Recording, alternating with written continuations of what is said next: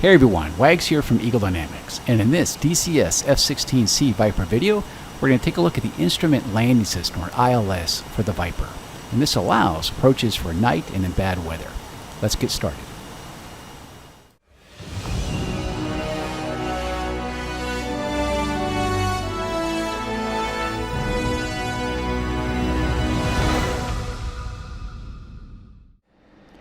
Alright, to set up ILS, first we'll go to the ICP and select TILS. And then on the right side we have the ILS section, and it is on.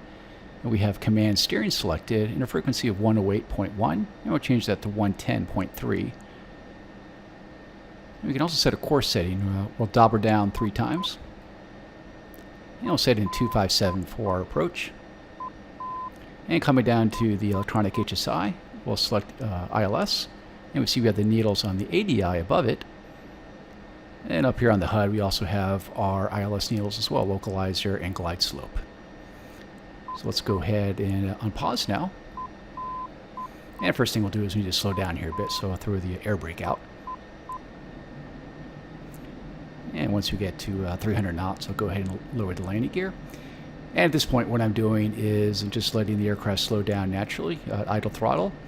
And once the gear is down, I'll have the angle attack bracket on the HUD, and I'll keep pitching up with the stick until the flight path marker is within the angle attack bracket. And I'll just keep flying forward along the vertical localizer, points to the runway. And then once we intercept the glide slope line, which is the horizontal bar, I'll be decreasing the throttle to keep my approach angle about 2.5 degrees, such that the FPM is on the glide slope line. So now I'm on my angle attack, I'm on my localizer, but I'm still well below glide slope. And also you may be hearing the beeping, and that's the code for the ILS channel that we punched in of 110.3 here at McCarran in Las Vegas.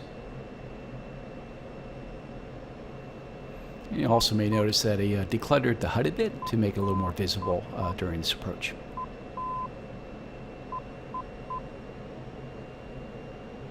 And of course the diamond there in the HUD is my steer point location, which is at the runway as well.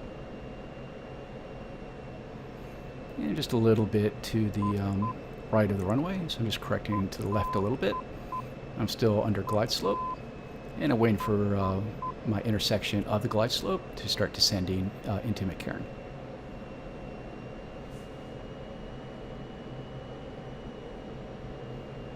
And during the approach I'll be using pitch on the stick to maintain my angle attack, and then using throttle adjustments to adjust my glide slope. And now we see the glide slope starting to come down. And as it approaches my flight path marker, I'll start increasing the throttle a bit to catch it. And the goal is to try to keep the localizer and glide slope lines form a perfect cross over the flight path marker.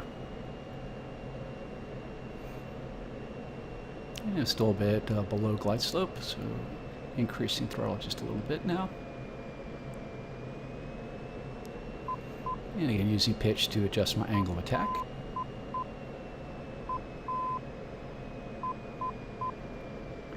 Now a little bit above glide slope, actually starting to be a lot above glide slope. So I need to bring the throttles back a bit now.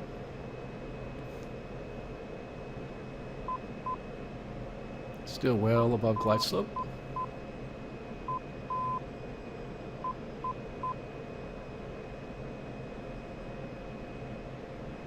So we're pretty much at idle right now, so I can intercept the glide slope again. And coming back up.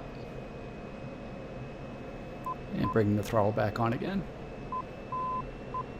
Okay, lined up. Adjusting my angle of attack a little bit. Trying to keep around 13 degrees or so. And at this point we're within visual range. We could use VASI and PAPI lights and doing a visual approach at this point now. And going to idle throttle, flaring the aircraft, and center touchdown. Flare the aircraft at about 13 degrees angle attack, and let the nose come down about 100 knots. And those are the basics of landing with ILS. I very much hope you enjoyed this video, and I'll see you next time. Thanks.